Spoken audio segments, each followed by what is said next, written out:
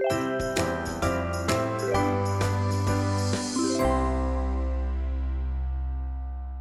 Everyone. तो आज हम लोग कर रहे हैं लीड कोड का question number 200, number of islands. तो आओ इस क्वेश्चन को रीड करने से स्टार्ट करते हैं। Given an m cross n 2D binary grid which represent a map of ones land and zero मतलब water, return the number of islands. Okay, an island is surrounded by water and is form by connecting adjacent lands horizontally और vertically. Okay, you may assume all four edges of grid are surrounded by water. ठीक है, तो question क्या कह रहा है उससे समझ के स्टार्ट करते हैं। द क्वेश्चन इज सेइंग कि हमारे पास एक n क्रॉस m की ग्रिड है जो हमने यहाँ पे बनाई हुई है। और अब इस ग्रिड के अंदर जैसे हमें यहाँ पे भी क्वेश्चन में भी इनपुट दी हुई है कि इनपुट भी हमें कैसे दी हुई कि नंबर ऑफ वंस है रोज एंड कॉलम में। और अब यहाँ पे इस क्वेश्चन को देखो, ये हमारे पास एक खाली ग्रिड है एंड इस खाली ग्रिड ये n क्रॉस m की खाली ग्रिड हमें यहाँ पे दी हुई है। और इस ग्रिड के अंदर हम इनपुट फिल करेंगे जैसे हमें क्वेश्चन के अंदर भी दी जाएगी, जो हमें आइट्रेट करके पता करना है कि कितने लैंड्स हैं और कितना पानी है। ओके, तो मानो हमें ऐसे 0 0 1 1 1 0 1 0 0 0 1 0 करके एक आइलैंड दे रखा है। अब इसमें हमें क्वेश्चन क्या कह रहा है, क्वेश्चन के हिसाब से जो भी लैंड अपने से एक दूसरा ऊपर नीचे या लेफ्ट राइट में कनेक्टेड है वो वन सिंगल लैंड है। ओके, अब ऐसे तो ये भी एक दूसरे से कनेक्टेड है बट ये डायगनली एक दूसरे से कनेक्टेड है, सो ये इक्वल नहीं हुए एंड ये भी एक अपना सेपरेटेड सिंगल लैंड है। सिमिलर टू दिस केस ये भी अपना एक सेपरेटेड सिंगल लैंड है। तो इसमें नंबर ऑफ आइलैंड्स कितने हुए, हम अगर इसको गिने एंड इसको गिने तो जो हमारे नंबर ऑफ आइलैंड्स हैं यहाँ पे वो 3 आ गए। बिकॉज वी कैन काउंट जो हमारे ऊपर और नीचे वाले आइलैंड है, if one are connected upside and down और even if they are connected like this left और right, they are one single island. But जो उनके डायगनल्स पे कनेक्टेड है दैट इज नॉट अलाउड, वो अलाउड नहीं माने जाएंगे एंड उनको एक सेपरेट आइलैंड माना जाएगा। ठीक है, until unless they are connected up और डाउन और लेफ्ट और राइट। सेम इसी अगर हम इसके साथ वाली रजिस्ट्रेशन को देखें कि ये एक उससे कनेक्टेड है, नीचे इसके connected, this is connected to this, तो ये पूरी की पूरी चेन एक सिंगल आइलैंड है। और जो हमारा ये जो इनके डायगोनल पे है विच इज डिफरेंट, ये एक अलग आइलैंड है। So the number of island इसमें कितने हो गए, 2। तो आई थिंक क्वेश्चन क्लियर है। क्वेश्चन यही कह रहा है कि अब हमें बताना है, हमारे पास कुछ ऐसे इनपुट्स दिए गए होंगे और इसमें हमें बताना है कि कितने नंबर ऑफ आइलैंड्स हैं और कौन से नहीं है। तो आओ इसको कोड करके देखते हैं, इसका कोड कैसे होगा। तो first we have to create a class. ठीक है, अब will be create a def. अब डेफ हम कौन सा बनाएंगे, नम नम आइलैंड, जो क्या करेगा, will have a self and एक ग्रिड होगी। ये हमने बनाया क्यों है, हमें इसलिए बनाया कि हम इसको आइलैंड में जो हमें इनपुट दे रखी है वो वंस एंड जीरोस में दे रखी है एंड टेबल के फॉर्मेट में दे रखी है। तुम देखोगे यहाँ पे टेबल एंड कॉलम की तरह।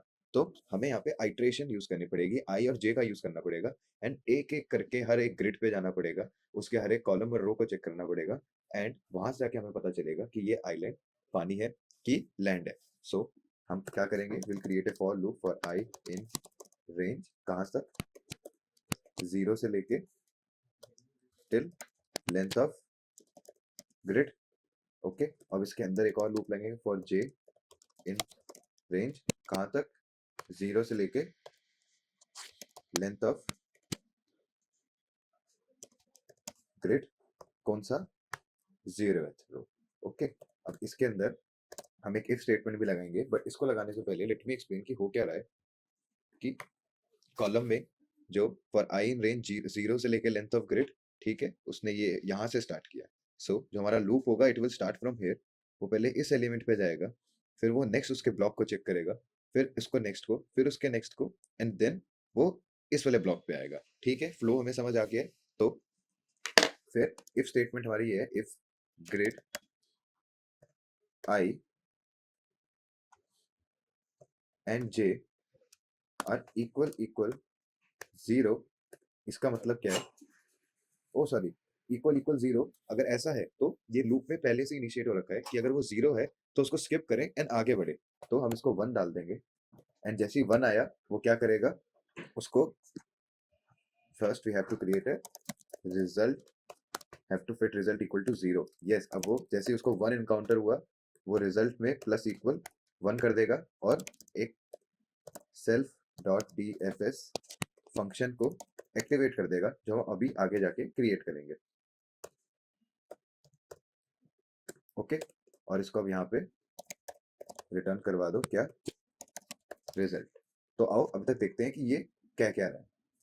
तो अभी तक हमारे क्वेश्चन के अंदर है कि मानो यहाँ पे 0 है, यहाँ भी 0 है, यहाँ 1 है, यहाँ 1 है, यहाँ 0 है, यहाँ 0 है, यहाँ 1 है, यहाँ 0 है, यहाँ 1 है, यहाँ 0 है, इधर 1 भी 1 है और यहाँ पे भी 1 है। तो ये कह रहा है कि फॉर आई इन रेंज 0, 0 से स्टार्ट करो। ठीक है, अभी तक हमारी लूप यहाँ तक ये कह रहा है फॉर जे, ठीक है पहुंच गए, if grid i n j equal equal 1, but equal equal 1 करने से पहले इनको 0 मिलेगा, और जब भी ये 0 को देखेंगे इनके 0 जब भी इनकाउंटर होगा, ये हमारे कोड में ही है कि वो उसको स्किप कर देगा एंड आगे वाले पे मूव कर जाएगा। यहाँ से स्किप किया, आगे मूव किया, यहाँ से स्किप किया, आगे मूव किया, और इसने यहाँ पे 1 को इनकाउंटर कर लिया। ओके, अब इसने 1 को इनकाउंटर कर लिया तो सबसे पहले क्या करेगा, जो ये 1 है इसको ये 0 में कन्वर्ट कर देगा। हमारा ये 1 0 में बन चुका है, और इसी पोजीशन को नोट करके ये इसके आगे चल पड़ेगा और चेक करेगा कि इसके एडजेसेंट नोड्स में और कौन से 1 कनेक्टेड है। अब ये उनको कनेक्ट कैसे देखेगा कि कौन से उसका एडजेसेंट नोड 1 है, कौन से 0 है, कैसे मूव करेगा, उसकी डायरेक्शन कैसे होगी, उसके लिए हमें एक अलग डेफ बनाना पड़ेगा। बट इनिशियली वो 1 को एनकाउंटर करेगा एंड 1 को 0 में कन्वर्ट कर देगा, और उसके उसके जितने भी एडजेसिंग नोड हैं उसके साइड वाले ऊपर नीचे वालों को चेक करेगा क्या वो 1 है या वो 0 है। ओके, तो ये हमने बना दिया है। अब we have to create another def जिसका नाम होगा, ओके, अब इसके अंदर 3 चीजें होंगी, सेल तो हो गई, ग्रिड, आई एंड जे। ठीक है, अब इसके बाद हमें क्या करना है, we have to create a base case, कि कुछ एक बेस केस भी क्रिएट होना चाहिए। बेस केस क्यों बनाएंगे हम लोग, कि मानो if we have i which is less than 0 और j which is also less than 0, और if I is greater than equal to the length of grid, और क्या हो सकता है, if j is greater than the length of grid, है ना, 0th at the 0th index, और grid I and j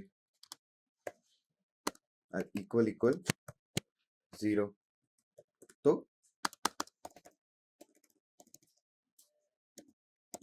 return कर दो। और यहाँ पे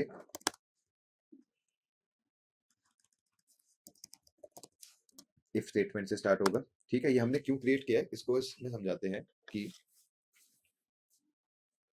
I is 0 and j also smaller than 0 का क्या मतलब है, इसका मतलब है कि जो हमारा लूप है वो तो यहाँ से स्टार्ट हो रहा है। ठीक है, तो अगर 0 इज ग्रेटर देन I, तो ये तो यार हमारे जो ग्रिड बनाया है उससे बाहर हो गया ना, उसने नेगेटिव वैल्यू में आना स्टार्ट कर दिया। Same with the case of j, if j की ये बात हो रही है तो ये भी आउट ऑफ बाउंड हो गया, ये भी आउट ऑफ बाउंड हो गया। और हमें यहाँ पे क्वेश्चन में भी क्या कह रखा है, you may assume all 4 edges of grid are surrounded by water. ठीक है भाई, तो अगर हमारे इन एजेस से बाहर का केस आया है और हमें पहले ही क्वेश्चन में बोला गया है कि तुम अज्यूम करो कि वो पूरा सराउंडेड बाय वाटर है, तो हमें वहां पे सिर्फ रिटर्न ही तो करना है, हमें आगे जाने की जरूरत नहीं है, हमें चेक करने की जरूरत ही नहीं है। ठीक है, तो ये चीज क्लियर है। तो अब इसके आगे बढ़ते हैं कि अब हमने जब ऊपर ये डीएफएस फंक्शन को कॉल किया तो कॉल करके वो वर्क कैसे किया एंड उसको यूज कब करेंगे वो भी देखते हैं। तो सबसे पहले मैंने क्या बताया था, जब भी हमारा यहाँ 0 से वो 1 को इनकाउंटर करता है, उसने जैसे ही 1 को इनकाउंटर किया तो वो क्या करता है, वो उसको 0 में कन्वर्ट कर देता है। ठीक है, तो उसके लिए सबसे पहली चीज हम लिखेंगे कि grid i and j equal क्या, 0 सबसे पहले। फिर क्या करेगा, सेल्फ डॉट